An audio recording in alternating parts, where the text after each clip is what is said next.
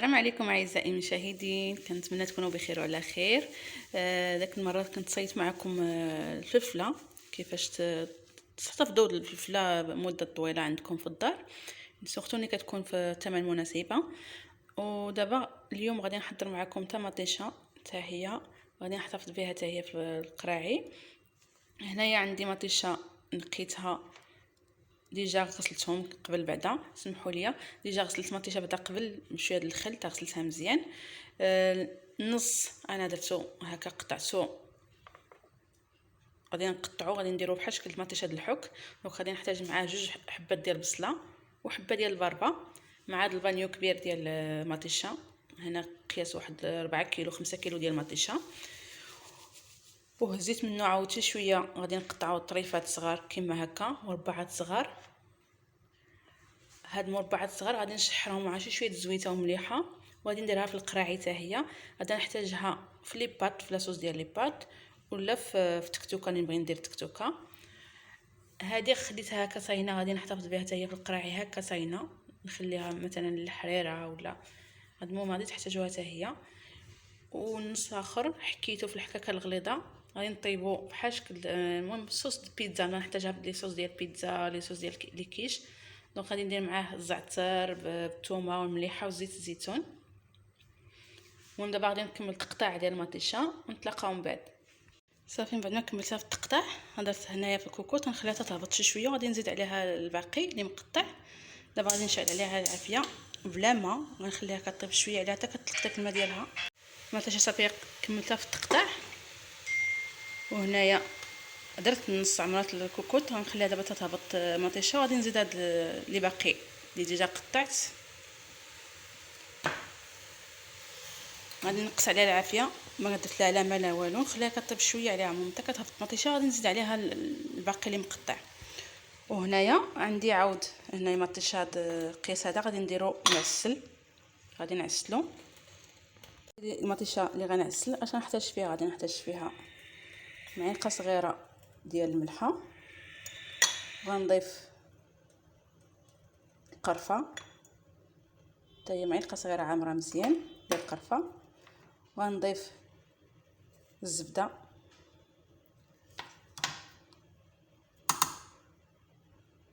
وغادي نضيف شويه ديال الزيت الزيتون. صافي غادي نديرها كطيب بلا ما بلا والو، غنقص عليها العافيه ونخليها كطيب حتى كتطلق داك الماء ديالها، ونخليها طيب شويه عليها حتى كطيب مزيان. صافي منين نبغي نعسلها غادي نضيف ليها السكر في الاخر، السكر والعسل. غادي ندوزو المطيشه ديال لاصوص ديال البيتزا هذه اللي حكيت، غادي ندوزو نردوها طيب حتى هي. بعد ما حكيت الثومه، هذا الشيء اللي بقى لنا، هذا الثومه تنديروه مع هاد المطيشه الاخرى اللي مقطعه. دونك هنا حكيت الثومه على داك المطيشه اللي حكيت، غادي نزيد ليها كاس صغير ديال زيت الزيتون، غنضيف معلقه ديال الزعتر ومعلقه ديال التحميره،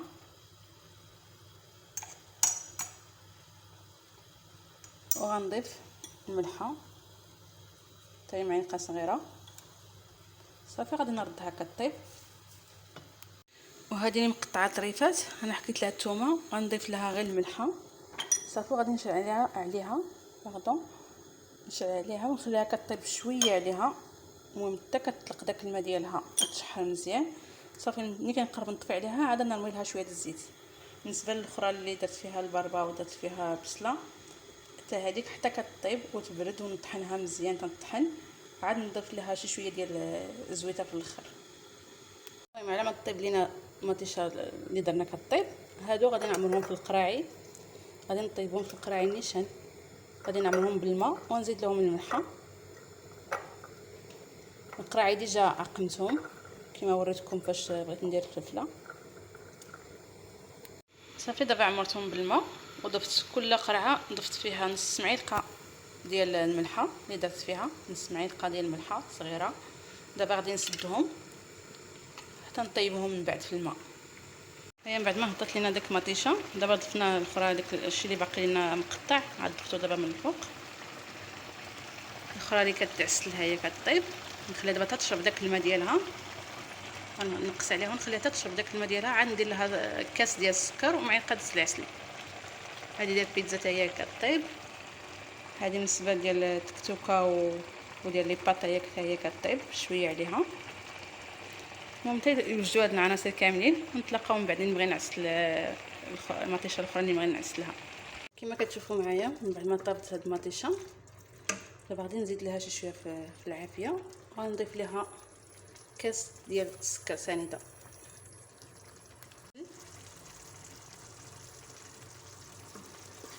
ايوا صافي دابا غنبقى نحرك فيها مره ونحركها حتى كتعسل المطيشه، ناخذ داك اللون اللي بغينا. المطيشه ديال الحك هي صافي طالت، غادي نطفي عليها نخليها تتبرد شي شويه وغادي نطحنها وعاود نرجعها باش طيب تختار تشد راسها. المطيشه اللي قطعنا الطريفات خليناها هكا كما قلت لكم، غادي نستعملوها بحال في التكتوكه وبحال في لي بات، في لاصوص ديال لي بات. ملي كنبغيو نخليوها هكا في مطيشه هكا شي شويه طراف شي شويه في لي بات كنخليوها هكا. دونك هي موجوده عندنا دابا، نخليها تبرد شي شويه غادي نعمرها في القراعي. وهذه ديال البيتزا هي موجوده حتى هي صافي. دابا غادي نعمرهم في القراعي، غادي نعمر هذه ديال البيتزا ديجا بردت شي شويه، وهذه نخليها تزيد تبرد شي شويه عاد نعمرها في القراعي. هاي صافي من بعد ما عمرت هادو ديال البيتزا وكنحتاج هذا في لي كريب مالحين. اللي كنعمر لي كريب مالحين كنحتاج حتى فيها هاد لاصوص هذه مع فيها الزعتر، كتجي غزاله، عرفتي ريحه الزعتر طالعه فيها يا سلام. دابا كنزيد فوق منها شويه زيت بلديه صافي. غنسد هاد القراعي حتى نديرهم في الماء سخون باش يتسدوا مزيان. كما كتشوفوا معايا المطيشه بدات كتبدل اللون ديالها، هي بدات كتعسل. هاد المطيشه هذه كنحتاجها في طاجين معسل، يعني الطاجين ديال الدجاج بلدي وبمطيشه معسله ولا اللحم. فكنت ديجا حضرته معكم، كنت حطيت لكم واحد الفيديو حتى هو ديال الدجاج بلدي وعسلت وخضرته هكا بمطيشه معسله.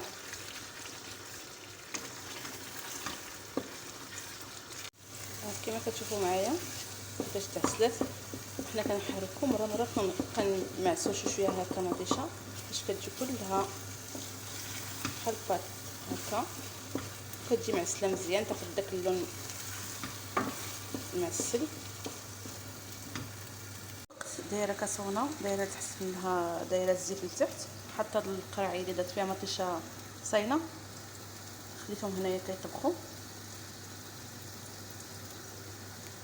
ومطيشه الاخرى هذه اللي بقات مقطعه مربعات صغار، هي عمرتها في 2 قراعي، خرجوا 2 قراعي ديال البيتزا درتهم هكا 4 قريعات صغار. غادي ندوزو نطحنوا هذه باش نرجعوها تتشحر. المطيشه من بعد ما طحناها كتجي على الشكل هكا. شتي داك طريقه البربه، ديك حبه البربه اللي درنا معاها كتعطيها داك اللون.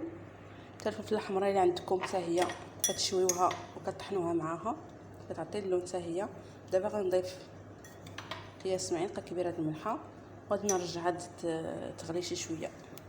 هاهي مطيشه من بعد ما تعسلات دابا غادي نعمرها في القرعه. انا من بعد ما كملتها في التطيب وخليتها ليله كامله حتى بردات مزيان. ها كيفاش كتجي كما شفتوا معايا. عمرت الاخرين في القراعي، وهذا الشيء اللي بقى لي درتوه هنا في الشاشيات ونديرو في الفريغو.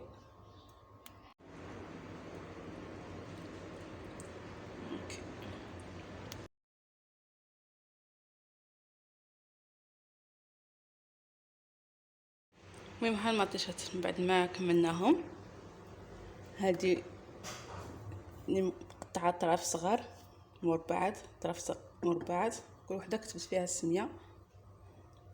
وهذه مطيشات الحك هي، وهذه درتهم في 2 قراعي وداكشي اللي بقى لي درتو في الشاشيات هنايا.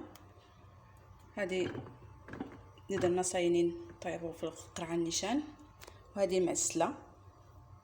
وهادو ديال البيتزا.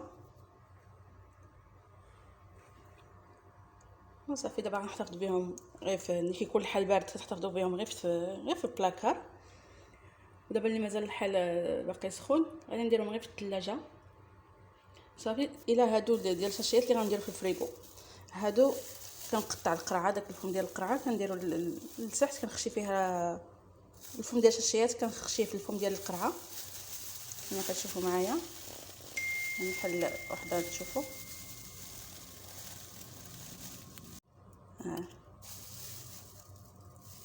كنديرها حتى للخضره الجنباله بحال هكا. القراعي اللي البلاستيك يكونوا عندكم ما تلوحوهمش، كتقطعوا لهم داك الرغيف كتحتفظوا بهم، كينفعوا حتى هما في الفريكو.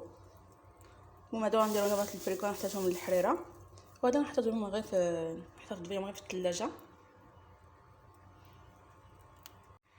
كنتمنى تعجبكم الفكره اللي عطيتكم على مطيشه باش تحتفظوا بها مده طويله. وشكرا بزاف على التشجيعات ديالكم وعلى التعليقات ديالكم الزوينين، كنشكركم بزاف كاملين. واسمحوا لي بزاف ما كندخلش بزاف يوتيوب، ما كنحطش بزاف هذا مؤخرا. دابا وقت ما صايبت شي حاجه جديده نشاركها معكم، وكنتمنى تبارطاجيو الفيديو مع الجميع. وشكرا بزاف.